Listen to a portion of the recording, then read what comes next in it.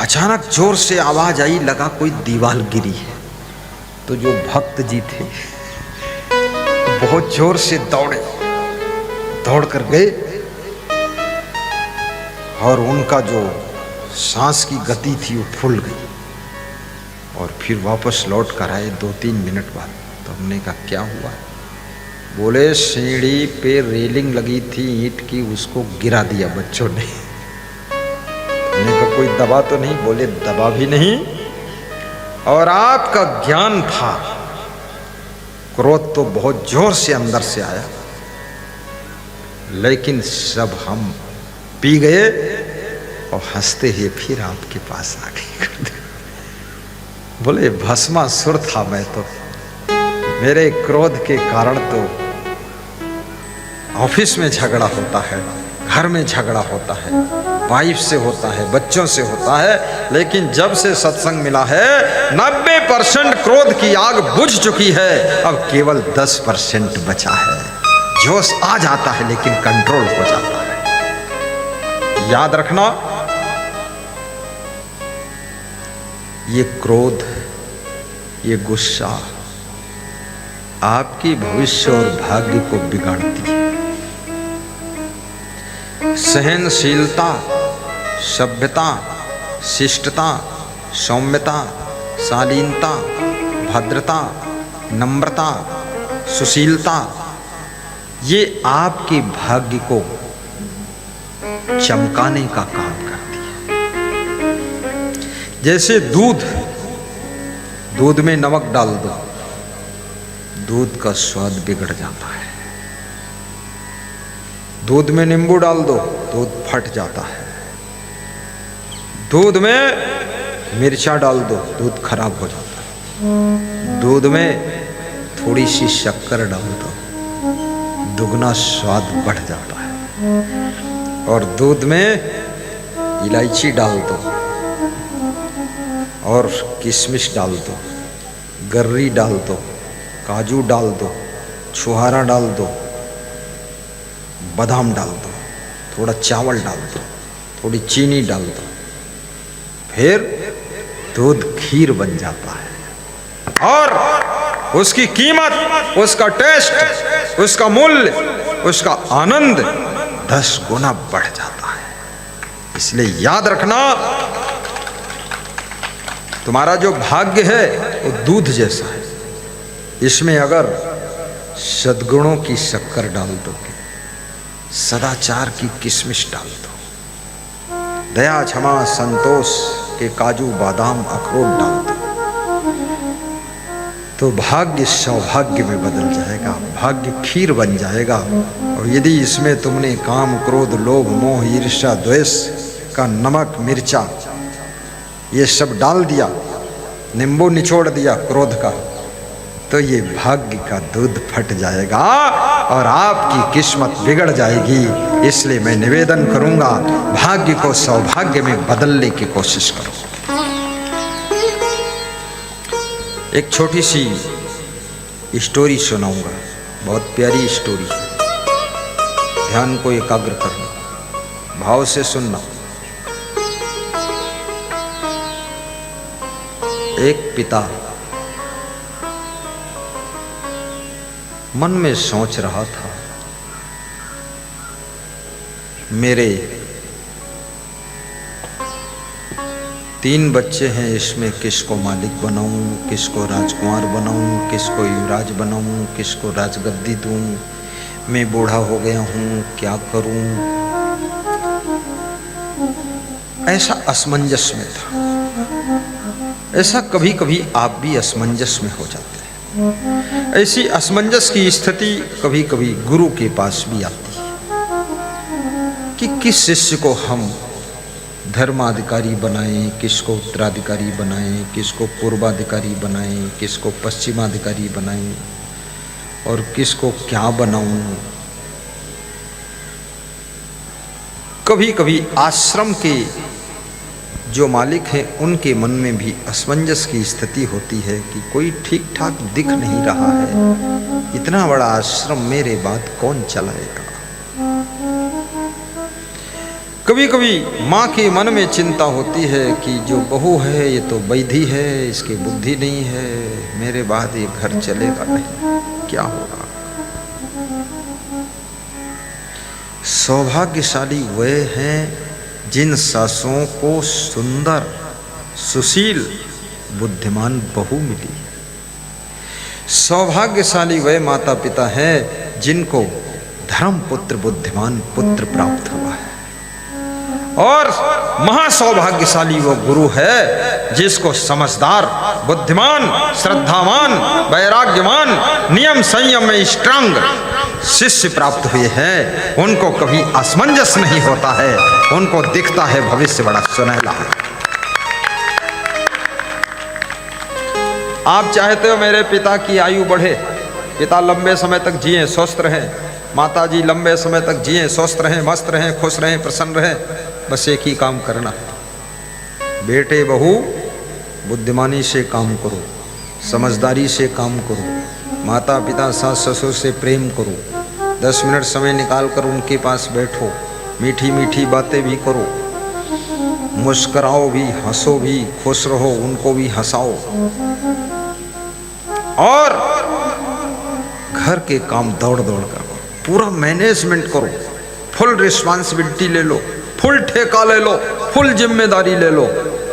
माता पिता बिस्तर पर लेटे लेटे ही मुस्कुराएं कि पुत्र के रूप में राम भगवान जैसा जन्म लिया है, बहू के रूप में साक्षात सीता जी आई है, मेरा घर अयोध्या हो गया है, अयोध्या हो गया है। ऐसा होना चाहिए। आलसी बेटा, आलसी बहू, आलसी चेला, आलसी भाई, ये सब टेंशन देने का ही काम करते हैं। माटी का धोंधा चेला, माटी के धोंधा बहू, माटी के धोंधा बेटा, माटी के धोंधी सासू, अरे सब मटिया मेट हो जाएगा, लुटिया डूब जाएगी। खटिया खड़ी बिस्तर गोल, बाबा जी की खुल गई पोल। सब चौपट, बुद्धि कुछ नहीं, विवेक नहीं, उल्टा पलटा काम करता। मैंने एक बार अपने गुरु को देखा, वो सर्दी के महीने में गुरु मेरा 7 बजे सो रहा था शाम को, तो मैं कमरे में मिलने गया गुरु को, तो हमने उनका थोड़ा गला भी बजता था कभी, एकदम गहरी नींद, परा धुरंधर निर्भय सो गए, कोई टेंशन नहीं। तो मैंने प्रणाम किया और फिर मैं जाने लगा, तो उनका जो चेला था सेवा करने वाला, उसने थोड़ा हिला डुला दिया, जग गए। तो हमने कहा गुरुजी बहुत गहरी नींद में आप थे। बोले अब क्या चिंता है, सब बुद्धिमान शिष्य मिल गए, होशियार संत है, तो हमें क्या आनंद ही आनंद है। वो सुबह 6 बजे नाश्ता करते थे, 10 बजे फिर फल वल खाते थे, और 12 बजे भोजन करते थे, और शाम को फिर नाश्ता कर लेते थे 5 बजे, और सर्दियों में 6 बजे कमरे में चले जाते थे, 7 बजे सो जाते थे। तो हमने कहा बड़ा सुख मिला आपको। तो बोले सुख तो जिसको शिष्य अच्छे मिल जाए तो गुरु को सुख मिल जाता है, जिसको बेटे बहू अच्छे मिल जाए तो सास ससुर और माता पिता को सुख मिल जाता है, जिसको भाई अच्छे मिल जाए तो उन भाइयों को सुख मिल जाता है, और पड़ोसी अच्छे मिल जाए तो दूसरे पड़ोसियों को सुख मिल जाता है। याद रखना, जिसको माँ बाप अच्छे मिल जाए तो बेटों को भी बहुओं को सुख मिल जाता है, और जिनको गुरु टाप का मिल जाए तो चेलों को तो सुख का सागर मिल जाता है। लेकिन ये सब पुण्य कमाई से ही मिलेगा। चाहते तो सब है कि ऐसी पत्नी मिले कि सीता भी उसके सामने नंबर 2 पर रहे, उससे और 1 नंबर आए, और स्त्रियां भी चाहती है ऐसा पति मिले बिल्कुल राम भगवान जैसा। अगर कहूं कि हिरण मार के लाओ तो मारने चला जाए, ऐसा निखट्टू पति मिला है। मैं कहती हूँ चप्पल लाओ तो लेने भी नहीं जाता है, क्या करूं फंस गई इस पति में। ये सब सोचने की जरूरत नहीं है।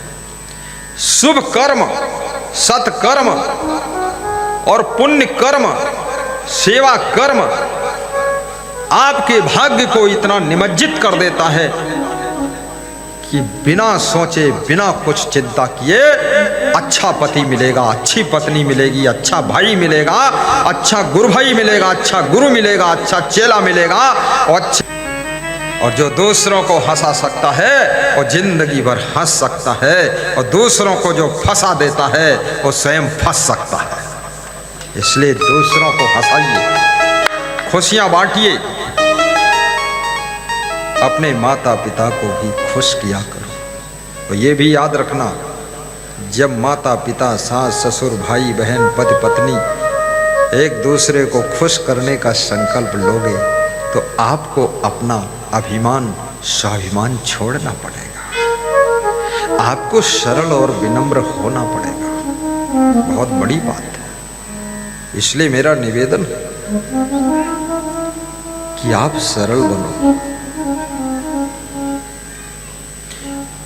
और प्रसन्न रहने से बुद्धि बढ़ती है, हंसने से बुद्धि रिचार्ज होती है, दुखी रहने से बुद्धि का स्मरण घटता है, टेंशन में रहने से स्वास्थ्य खराब होता है, बुद्धि कम हो जाती है, नींद कम हो जाती है, भूख कम हो जाती है, सुंदरता कम हो जाती है, ज्ञान खत्म हो जाता है, सब भूल जाता है, और नाना रोग शरीर में आ जाते हैं। और दुनिया में कितना ही टेंशन करो, कितना तनाव में रहो, स्ट्रेस में रहो, झंझट में रहो, चिंता करो, दुनिया को कोई तुम्हारी ज्यादा परवाह नहीं है। कितनी सासें ऐसा लंबा चेहरा लटका के बैठती हैं कि अब तो बहू को कुछ दया आ जाएगी, बहू को दया कुछ नहीं है। बहू बनारस का फैशन कर रही है, हरिद्वार की क्रीम लगा रही है, हाँ, और पायल पहनती है बहू कहाँ की जानते हो? औरैया जिले की, और चप्पल ही इटावा के, और चलती है छम छम छम, और सासू कहती गम गम गम वो गम में डूबी। अरे बहू से ऊपर निकल जाओ, ठहाका लगा दो, जाने दो लफड़ा क्या करना है बात की नहीं। टेंशन करने वाला नहीं है दुनिया में। एक दिन मरना है, मौत होनी है, छोड़ के जाना है, सब खत्म कहानी होनी है। ये शरीर आग में जलेगा, एक दिन राख बन जाएगा। चार लोग कंधा लगा करके दफन कर देंगे, राम राम सत्य है, फिर बोलते झूठ है। कुछ होने वाला नहीं है। तुम ज्यादा टेंशन करके सोचो कि पूरा हिमालय हम भी थामे हैं, पूरी दुनिया हम ही चला रहे हैं, ये मूर्खता है, मूर्खता। तुम्हारे बाप मर गए तब भी दुनिया चल रही है, बाप के बाप मर गए तो भी दुनिया चल रही है, 10-20 प्रधानमंत्री मर गए तब भी देश चल रहा है, और ना मालूम कितने चेला मर गए, गुरु मर गए, सब आश्रम चल रहा, मठ चल रहा है। अरे मूर्खता छोड़ो, हंस करके जियो, जैसा चला पाते हो चलाओ, और बना के खीर पूड़ी खाओ, और दूसरों को भी हलवा खिलाओ। ज्यादा लफड़े मत फंसो। हमारे एक संत ने दिवाली में या पता नहीं कब बोला कि पनीर, ना कम बोला पनीर, कहने का क्या कह रहा है? बोला पनीर की सब्जी बन जाती तो ठीक था। हमने कहा पूछना क्यों है, ले आओ बना लो, मेरे को तो खाना है नहीं। हम ज्यादा कचड़ा पचड़ा खाते थे, क्योंकि बहुत खाओ पनीर की गोटी जो है हजम हुई शाम तक वैसे धरी रही, बहुत टाइट होती, खज्जादार। तो बोले कितना लगेगा पनीर? बोले 15 किलो। हमने कहा अरे जितना लगे ले आओ, खा लो, मन में टीस न रह जाए। क्या बात करते हो। बना लिया पनीर, खा लिया पनीर, खुश हो गए संत। हम भी देख, हमारे पास में देर में बना, देर में आया, तो हमने कहा रख दो, हम नहीं खाएंगे, वापस ले। क्या खाना है उसको? खाने में भी लालच मत करो, लेकिन शिष्यों को अच्छा खिलाइए। अपने पुत्र को, बहू को अच्छा खिलाइए। स्वयं सादा भोजन, सादा जीवन, उच्च विचार रखिए। स्वयं भले खिचड़ी खा लो, मुस्कुराओ, लेकिन अगर परिवार के सदस्य खीर खाना चाहते हैं, सेवई खाना चाहते हैं, पकौड़ी खाना चाहते हैं, तो बनाने के लिए छूट दे दो, इनको एक दिन खा लेने दो। ज़्यादा मुंह बांध कर मत रखो, जिंदगी आनंद से जी ले।